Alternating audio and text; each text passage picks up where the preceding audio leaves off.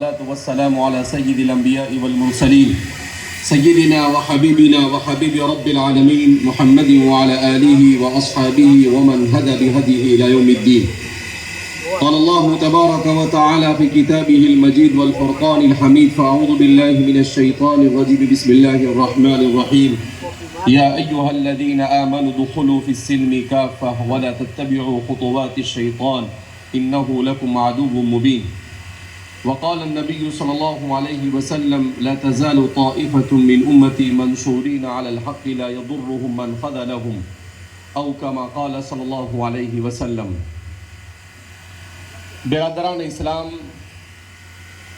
سرزمین وشاکھاپٹنم اور اس کے اطراف و اکناف سے تعلق رکھنے والے نوجوانان ملت، پردہ نشین مائیں اور بہنیں، سب سے پہلے ہم رب کریم کے شکر ادا کرتے ہیں، اللہ کا شکر ادا کرتے ہیں کہ اللہ رب العزت نے مجھے اور آپ کو ایمان اور اسلام جیسی عظیم نعمت سے مالا مال فرمایا.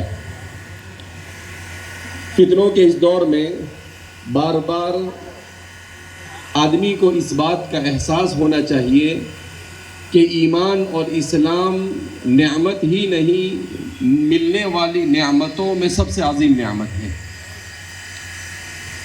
اس لیے کہ رسول اللہ صلی اللہ علیہ وسلم کا ارشاد مبارک ہے: بدأ الاسلام غریبا وسيعود كما بدأ، کہ اسلام جس وقت دنیا میں آیا تو وہ اجنبیت کے ساتھ آیا. کیا مطلب؟ کہ بہت کم لوگ اسلام سے ابتدائی زمانے میں مانوس ہوئے، پھر اس کے بعد ایک دور پھر ایسا آئے گا کہ اسلام کے ساتھ انسیت رکھنے والے کم ہوں گے. تو ایسا محسوس ہوتا ہے ہم اسی دور سے گزر رہے ہیں جس کے سلسلے میں نبی کریم صلی اللہ علیہ وسلم کا ارشاد مبارک تھا کہ بدأ الاسلام غریبا وسيعود كما بدأ.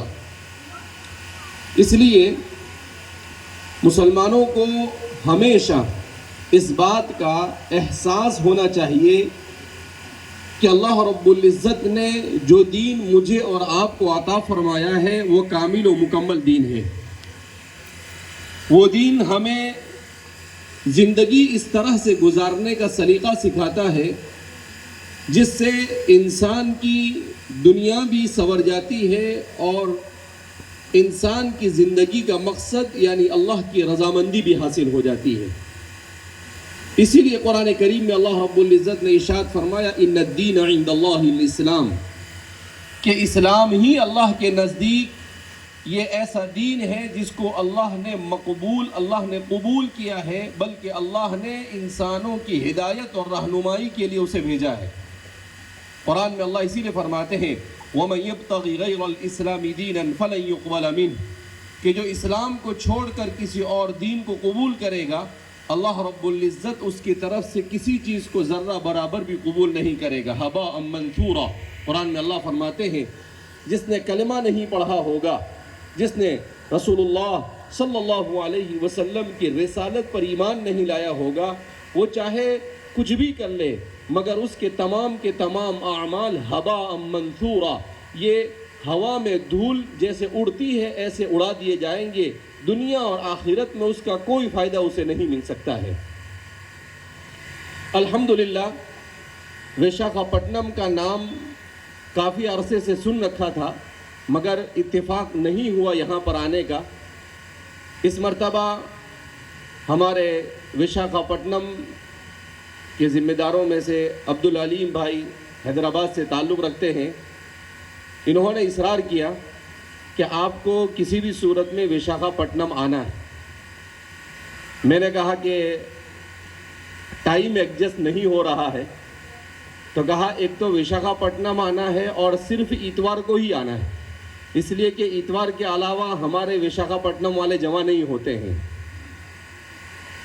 تو بڑا مسئلہ ہو گیا، اس لیے کہ پچھلے تقریباً 3-4 مہینے سے اتوار یعنی ہر اتوار تقریباً فل رہتی تھی.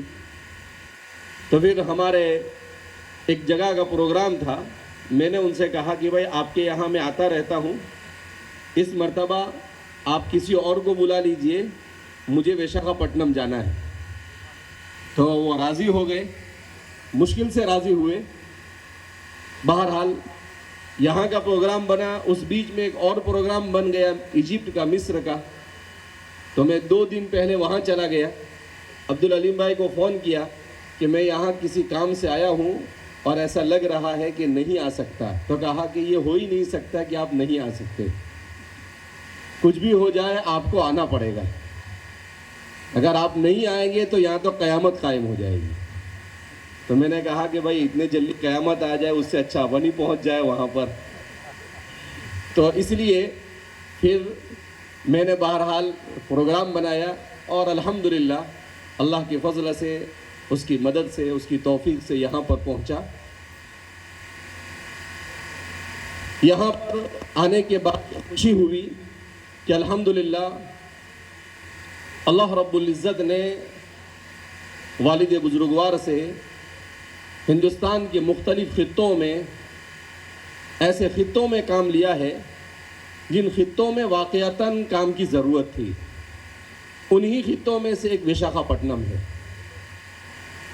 تو میں نے سوال کیا ہمارے عبدالعلیم بھائی سے اور سہیل بھائی سے. میں نے کہا والد صاحب کو یہاں لایا کون؟ اتنا دور وشاکھاپٹنم, کہاں وشاکھاپٹنم, کہاں اکل کنواں, کوئی جوڑ معلوم ہوتا نہیں ہے, یہاں کوئی فلائٹ آتی نہیں ہے. اور 25 سال 26 سال پہلے آپ کا کہنا ہے کہ یہاں آئے, تو یہ یہاں پہنچے کیسے؟ تو والد صاحب نے بتایا, عبدالعلیم بھائی اور سہیل بھائی نے بتایا کہ عبدالصمد بھائی نورانی کر ہمارے گجرات سے تعلق رکھتے ہیں. تو وہ عبدالصمد بھائی نورانی جو ہے, انہوں نے والد صاحب کو یہاں کے بارے میں تفصیلات پیش کی. ابھی حاجی عبدالرحمن صاحب نے بتائی پوری تفصیلات کہ کس طرح سے وہ عبدالصمد بھائی نورانی سے ملے اور والد صاحب سے ملاقات ہوئی, اور پھر اس کے بعد والد صاحب نے کیسے یہاں پر پروگرام بنایا. آپ نے بتایا کہ مولانا ذوالفقار صاحب جو ہمارے والد صاحب کے استاد تھے, جو اس زمانے کے بڑے محدثین میں آپ کا شمار ہوتا ہے, بڑے گمنام, ابھی 4-5 سال پہلے آپ کا انتقال ہو گیا. تو بتایا کہ آپ مولانا ذوالفقار صاحب کے ساتھ والد صاحب یہاں پر پہلی مرتبہ تشریف لائے تھے 99 یا 2000 ایسے کسی زمانے میں. بہرحال تو جیسا کہ میں اور آپ جانتے ہیں کہ تعلیم انسان کی انتہائی اہم اور بنیادی ضرورت ہے. میں ابھی اس وقت آپ کے پاس آ کر کھڑا ہوں. میں نے ہوائی جہاز سے تقریباً 13 یا 14 گھنٹے کا سفر کیا اور یہاں پہنچا میں وشاکھاپٹنم. 1.5 دن کے لیے میں مصر میں تھا. میں جب مصر پہنچا, وہاں کی صورتحال دیکھی, تو میرے ذہن و دماغ میں, چونکہ پڑھنے لکھنے کی اللہ کی توفیق سے عادت ہے, دنیا کی 25-30 ملکوں کا دین اور علم کی برکت سے سفر ہوا, دنیا کے حالات دیکھے, تو اللہ کا اتنا شکر ادا کیا کہ میرے پاس الفاظ نہیں اللہ کا شکر ادا کرنے کے لیے, اس حیثیت سے کہ اللہ نے اس زمانے میں مجھے اور آپ کو ہندوستان میں پیدا کیا. آپ کہیں کیوں, کیا ہوا, آپ نے مصر میں کیا دیکھا؟ اتفاق سے پہلی مرتبہ مصر جانا ہوا. جب وہاں پر ہم پہنچے, ایئرپورٹ پر اترے, تو سب سے پہلا تاثر تو میرا یہ تھا کہ بھئی مصر اور ہندوستان میں کوئی زیادہ فرق نہیں ہے. تو میں نے اس کو کہا کہ عربوں کا ہندوستان مصر معلوم ہوتا ہے, کلچر کی بہت ساری چیزیں ملتی جلتی. جب ایئرپورٹ سے باہر آئے تو دیکھا ایک مجسمہ ہے. کس کا مجسمہ بنا ہوا ہے؟ فرعون کے زمانے کی قبطیوں کا مجسمہ بنا ہوا ہے. اب چونکہ میں نے حضرت مولانا علی میاں صاحب ندوی نور اللہ مرقدہ کی کتاب ماذا فسر العالم بانحطاط المسلمین, دنیا پر مسلمانوں کے عروج زوال کا اثر, اور اس طرح کی کتابیں جو فکری کتابیں ہیں وہ پڑھ رکھی تھی, تو جیسے ہی اس پر نظر پڑی فوراً وہ تاریخ کے وہ صفحات دل و دماغ کے اوپر گردش کرنے لگے, جس کے سلسلے میں بیان کیا گیا تھا کہ کس طریقے سے پچھلے 400 سال سے اسلام کو دنیا میں کمزور کرنے کی کوشش کی گئی، اور اس کوشش میں مصر سے آغاز کیا گیا۔ بہرحال میں جب ہوائی جہاز میں بیٹھا تو میں نے 6 گھنٹے میں مصر کا پورا سفر نامہ لکھا موبائل پر بیٹھ کر، کہ مصر میں کیا دیکھا، کیا پایا، اور ہمیں اس سے کیا سیکھنے کو ملا۔ اس سے ایک بات یہ سمجھ میں آئی کہ اللہ رب العزت نے ہمارے اس دور میں اسلام کی حفاظت کا سب سے کامیاب ماڈل اگر کہیں پر پیش کیا ہے تو وہ ہندوستان میں پیش کیا۔ ہندوستان سے زیادہ اسلام کے اعتدال کے ساتھ افراط اور تفریط سے پاک کوئی ماڈل اس وقت دنیا میں آپ کو نہیں مل سکتا ہے۔ یہ میں دنیا کے 30 ملکوں کا سفر کرنے کے بعد علی وجہ البصیرہ کہہ سکتا ہوں۔ تو اس لیے کہ عجیب خرافات دیکھی میں نے وہاں پر۔ ایک چیز تو یہ دیکھی کہ وہاں پر 99% لوگوں کے چہروں پر داڑھیاں ہی نہیں، یہاں تک کہ علماء اور قراء کے چہروں پر بھی داڑھی نہیں، بالکل صفاً صفا۔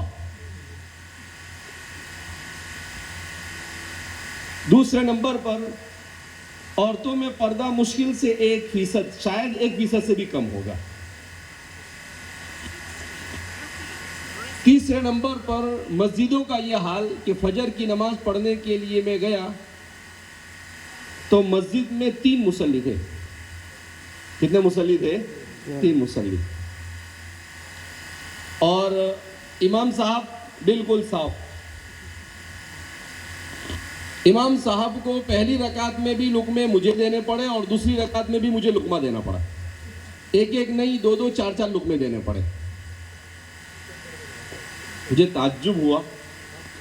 بہرحال وہ وہاں کے 36 گھنٹے حیرت انگیز گھنٹے تھے۔ اس کے بعد وہاں پر ایک مسابقۃ بورسعید الدولیہ کر ایک قرآنی کمپٹیشن تھا۔ اس کی افتتاحی مجلس میں تھکا ہوا تھا، میں سو گیا۔ میں نے کہا کہ بھائی میں تو لمبا سفر کر آیا ہوں، میں اگر آنکھ کھل گئی تو میں شریک ہو جاؤں گا، ورنہ معذرت۔ تو انہوں نے کسی طرح سے مجھے ڈھونڈ لیا، ہمارے دوست ہیں یمن سے تعلق رکھنے والے، تو سویا ہوا تھا، مجھے آ کر اٹھایا اور کہا کہ آدھا گھنٹہ پروگرام لیٹ ہوا ہے آپ کی وجہ سے۔ میں نے کہا میں نے آپ کو پہلے ہی کہا تھا کہ بھئی اگر میں اٹھ گیا تو ٹھیک ہے، نہیں اٹھا تو آپ معذرت سمجھ لینا۔ بہرحال ہم پروگرام میں گئے۔ جب پروگرام میں پہنچے تو وہاں پر مرد و زن کا اختلاف، عورتیں مرد سب ساتھ میں۔ مسجد میں گئے جمعہ کی نماز کے لیے، وہ تو بتانا بھول گئے آپ کو، تو مسجد میں بھی عورتیں مردوں کے ساتھ ویڈیوگرافی کے لیے، فوٹو کھینچنے کے لیے مسجد میں بھی عورتیں گھوم رہی ہیں۔ جمعہ کا دن ہے، قاری صاحب نے بڑی اچھی قرات کی مگر داڑھی ندارت۔ امام صاحب نے نماز پڑھائی جمعہ کی، داڑھی ندارت۔ تو عجیب صورتحال، عرب ہو کر ان کی زبان عربی، مگر جب وہ عربی بولتے ہیں تو شاید 10% بھی مجھے سمجھ میں نہیں آ رہا تھا، حالانکہ الحمدللہ عربی سے مجھے بڑی مناسبت ہے، مگر کیا عربی بولتے ہیں وہی جانتے ہیں کہ کون سی عربی ہے ان کی، کوئی ان کی عربی بھی سمجھ میں نہیں آتی۔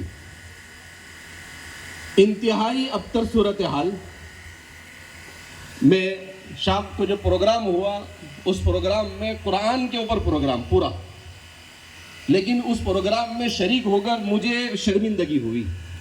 اب آپ کہیں قرآن کے پروگرام میں شرمندگی، خیریت تو ہے آپ۔ قرآن کے اس پروگرام کے اندر میں میوزک اور موسیقی چل رہی، قرآن کے اس پروگرام میں عورتیں پورا میک اپ کر آ کر نظمیں پڑھ رہی تھی۔ عجیب صورتحال۔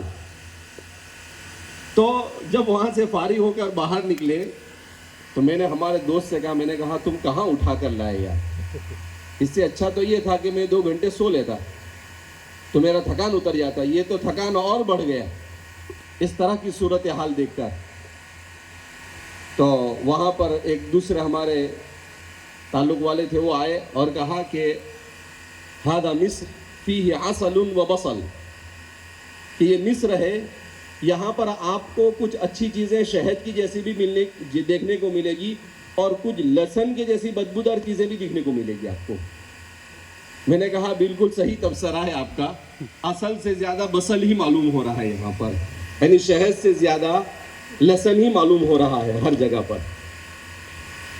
اس کے بعد میں نے ہمارے اس دوست سے کہا کہ سوال کیا، شیخ صادق یمن سے تعلق رکھتے ہیں، ان سے میں نے کہا کہ ہندوستان، انگریزوں نے جب مسلمانوں کو کمزور کرنا چاہا تو 4 جگہوں کو منتخب کیا، ایک ہندوستان، دوسرا مصر، تیسرا ترکیہ اور چوتھا حجاز، مکہ مکرمہ کی سرزمین۔ اور ان 4 جگہوں پر اللہ رب العزت نے کچھ لوگوں کو کھڑا کیا جنہوں نے اسلام کی حفاظت کی ذمہ داری لی اپنے سر پر۔ میں نے کہا 4 جگہوں پر محنتیں ہوئی، مگر میں آپ سے سوال کرتا ہوں، چونکہ وہ ہمارے دوست یمن سے تعلق رکھتے ہیں، وہ بار بار ہندوستان ہماری دعوت پر 2 مرتبہ آئے تھے، تو میں نے ان سے کہا کہ آپ بتاؤ کہ ان 4 جگہوں میں سب سے سکسیس اور کامیاب اسلام کی حفاظت کرنے والی تحریک کہاں پر رہی؟ تو انہوں نے بالکل فوراً کہا ہندوستان میں۔ کیا کہا انہوں نے؟ ہندوستان میں۔ میں نے کہا آپ نے بالکل صحیح کہا۔ میں نے کہا آپ کو میں دوسرا سوال کرتا ہوں کہ ہندوستان میں اسلام اور مسلمان یہ باوجود ہے کہ اقلیت میں اور دوسری تمام جگہوں پر لوگ مسلمانوں کے اپنے ملک ہیں، اس کے باوجود بھی اسلام کی ویسی حفاظت نہیں کر سکے جیسے ہندوستان کے اندر میں حفاظت ہوئی، اس کی کوئی وجہ آپ کو سمجھ میں آتی ہے؟ تو انہوں نے کہا نہیں۔ میں نے کہا اس کی وجہ یہ ہے کہ اللہ جزائے خیر عطا فرمائے ہمارے علماء کو، کہ جب انگریزوں نے اس ملک سے اسلام کو ختم کرنے کی کوشش کی تو ہمارے علماء نے 4 طرح کی محنتیں کی۔ کتنی طرح کی محنتیں کی؟ 4 طرح کی۔ ایک محنت تو یہ کی کہ مدارس قائم کیے، تاکہ مدارس کی وجہ سے مسجدوں میں ائمہ اور لوگوں کو دین سکھانے والے تیار کیے جائے۔ اگر مدارس نہ ہوتے تو دین سکھانے والے ہی نہ ہوتے، اور دین سکھانے والے نہ ہوتے تو دین ایسے ہی برباد ہو جاتا جیسا کہ ہم مصر اور دوسری بہت ساری جگہوں پر ہم دیکھ رہے ہیں۔ دوسرا کام یہ کیا کہ بچوں میں دین کو بچانے کے لیے مکاتب کا سلسلہ شروع کیا، تاکہ بچپن سے وہ دین کے ساتھ جڑے رہے۔ اور تیسرا کام ہمارے یہاں پر یہ ہوا کہ جو لوگ بچپن میں بھی دین نہیں سیکھ سکے، بڑے ہونے کے بعد ان پر دین کی محنت کے لیے دعوت و تبلیغ کو اللہ رب العزت نے شروع کروایا۔ اور چوتھا کام کہ انسان دین کا کام کرتے ہوئے بھی کبھی عجب میں، کبر میں مبتلا ہو جاتا ہے، اس کی طبیعت میں فخر آ جاتا ہے، تو ایسی اصلاح کے لیے اللہ نے خانقاہ کا نظام شروع کیا۔ تو ان 4 تحریکوں نے مل کر اسلام کو اپنی صورت اولا کے ساتھ ہندوستان میں باقی رکھا۔ وَلِلَّهِ الْحَمْدُ عَلَى ذَلِكَ۔ ہم اللہ کی جتنی بھی تعریف کریں اس پر کم ہے کہ فتنوں کے اس دور میں الحمدللہ ہمارے علماء کی ان تمام تحریکوں نے مل کر اسلام کی حفاظت کا جو فریضہ انجام دیا ہے، خدا پاک کی قسم دنیا کی آخری 200 سالہ تاریخ میں کہیں پر آپ کو یہ نمونہ نہیں مل سکتا ہے۔ چونکہ میں بیان میں قصے کہانی بیان کرنے کا عادی نہیں ہوں، میں یا تو قرآن حدیث سمجھاتا ہوں یا اپنے مشاہدات بیان کرتا ہوں تاکہ ہمیں پتہ چلے۔ تو میں نے کہا کہ اب اس سب کا خلاصہ یہ سمجھ میں آیا کہ اگر ہم یہ چاہتے ہیں کہ ہماری نسلوں کا ایمان محفوظ رہے تو ہمیں یہ طے کرنا ہوگا کہ اسلام کے اصول اور فنڈامنٹل اصول سے کبھی بھی مصالحت نہیں کرنی ہے۔ ہر حال میں جس صورت میں اسلام ہم تک پہنچا ہے اسی صورت میں اسلام کو ہو بہو باقی رکھنے کی پوری کوشش کرنی ہے۔ لہذا ہمارے ان مدارس کو تقویت پہنچانا، مکاتب کے نظام کو مضبوط کرنا، دعوت و تبلیغ کے نظام کو مضبوط کرنا، خانگاہ کے نظام کو مضبوط کرنا، ان سب کو مضبوط کرنے کے لیے ہمیں فکر مند ہونا چاہیے۔ اور اس کے ساتھ اب چونکہ امت یہ آخرت کے مقابلے میں دنیا کو ترجیح دینے لگی، یعنی اس کو یہ نہیں پڑی ہے کہ میرا آخرت میں کیا ہوگا، میری نسلوں کا آخرت میں کیا ہوگا، اسے یہ پڑی ہے کہ مجھے دنیا میں بڑی کوٹھی کیسے مل جائے، مجھے دنیا میں مال و دولت کیسے مل جائے، میری اولاد مالدار کیسی ہو جائے۔ اور یہ سب اللہ کے رسول صلی اللہ علیہ وسلم نے کہا تھا کہ میری امت میں آخری دور میں یہی ہوگا کہ امت دنیا کے پیچھے دوڑے گی، وہن کی بیماری کی شکار ہوگی۔ یعنی حضور نے کہا کہ وہن، اللہ کے رسول کی ایک روایت بیان کر کے اپنی بات کو ختم کرتا ہوں۔ آپ صلی اللہ علیہ وسلم نے ارشاد فرمایا ان الامت قد تداعى عليكم كما تداعى ان الامم قد تداعى عليكم كما تداعى الاكلة على قصعتها، کہا دنیا کی تمام باطل طاقتیں تم پر ٹوٹ پڑے گی ایسے ہی جیسے بھوکا دسترخوان پر ٹوٹ پڑتا ہے۔ تو ایک صحابی نے سوال کیا او من قلت نحن یا رسول اللہ کے رسول صلی اللہ علیہ وسلم، کیا ہم اس زمانے میں کم ہوں گے؟ حضور نے کہا لا بل انتم کثیرون، تم بہت ہوں گے، وَلَكِنَّكُمْ غَثَاءٌ كَغُثَاءِ السَّيْلِ، مگر دنیا میں تمہاری کوئی حیثیت نہیں ہوگی، سمندر کے جھاگ کی طرح ہوں گے۔ سمندر میں کوئی بھی چیز آپ ڈالو تو وہ کیا کرتا ہے، سمندر اس کو کنارے پر لا کر چھوڑ دیتا ہے، اسی کو کہتے ہیں۔ کہا تمہاری حیثیت دنیا میں پولیٹیکل اعتبار سے، اکنومیکل اعتبار سے، کسی بھی اعتبار سے کوئی حیثیت نہیں ہوگی، دنیا میں تمہیں کوئی پوچھنے والا نہیں ہوگا۔ تو ایک صحابی نے سوال کیا کہ ایسا کیوں ہوگا؟ تو رسول صلی اللہ علیہ وسلم نے ارشاد فرمایا کہ وہن کی بیماری کا میری امت شکار ہوگی۔ وَمَا الْوَهْنُ یا رسول اللہ؟ تو ایک دوسرے صحابی نے سوال کیا کہ وہن کیا ہے؟ تو آپ نے فرمایا حب الدنیا وکراہیت الموت، دنیا کی محبت اور موت سے ڈرنا، موت کو ناپسندیدگی کی نگاہ سے دیکھنا۔ کہا جب دنیا کی محبت غالب آ جائے گی میری امت پر تو اللہ دشمن کو ان کے اوپر مسلط کر دے گا۔ تو ہمارے اوپر دشمن اگر مسلط ہے تو اس سے زیادہ ذمہ دار ہم خود ہیں کہ ہم نے دنیا کی محبت کو اپنے ذہن و دماغ میں ایسا بٹھایا کہ دنیا کے لیے ہم نماز بھی چھوڑ دیتے ہیں، دنیا کے لیے قرآن کی تلاوت بھی چھوڑ دیتے ہیں، دنیا کے لیے قرآن کو سمجھنا بھی چھوڑ دیتے ہیں، دنیا کے لیے دین کو سمجھنا بھی چھوڑ دیتے ہیں، دنیا کے لیے سب کچھ چھوڑ دیتے ہیں۔ جبکہ صحابہ کا وصف قرآن نے کیا بیان کیا؟ رجال لا تلہیہم تجارت ولا بیع عن ذکر اللہ، کیسے لوگ کہ ان کی تجارت انہیں اللہ کے ذکر سے بھی غافل نہیں کرتی، دین سے غافل کرنا تو بہت دور کی بات۔ تو حضور نے فرمایا کہ میری امت میں جب یہ مرض آئے گا تو میری امت کا یہی حال ہوگا۔ لہذا اس بنا پر میں آخری ایک بات کہہ کر اپنی بات کو ختم کرتا ہوں کہ ہمیں اپنا محاسبہ کرنے کی ضرورت ہے اور اپنے بچوں کو مدارس میں بھیج کر دین سکھانا، اس کو اپنا فریضہ سمجھنے کی ضرورت ہے، اپنے مکاتب کے نظام کو مضبوط کرنے کی ضرورت ہے۔ اور اس وقت ایک بڑی ضرورت امت کی یہ ہو چکی ہے کہ چونکہ ہمارے بچے یہ اسکولوں میں جا رہے ہیں، ہمارے بچے یہ کالجوں میں جا رہے ہیں، اس کی طرف ان کا رجحان زیادہ ہوا ہے، تو مسلمانوں کو اپنی نگرانی میں، علماء کی نگرانی میں اپنے اسکول بنانے چاہیے تاکہ وہاں پر ان کو دین اور دنیا کی دونوں تعلیم دی جا سکے، تاکہ وہاں پر مسلمان اپنی یونیورسٹیاں بنائے، مسلمان اپنے کالج بنائے، اپنا ماحول مہیا کرے، کیونکہ ماحول کا اثر انسان کے بننے اور بگڑنے پر بہت زیادہ ہوتا ہے، انوائرمنٹ جس کو کہتے ہیں۔ لہذا اپنا ماحول بنانے کے لیے اپنے مینجمنٹ میں اپنے علماء کے ساتھ مل کر ہمیں اپنے اداروں کو قائم کرنے کی ضرورت ہے۔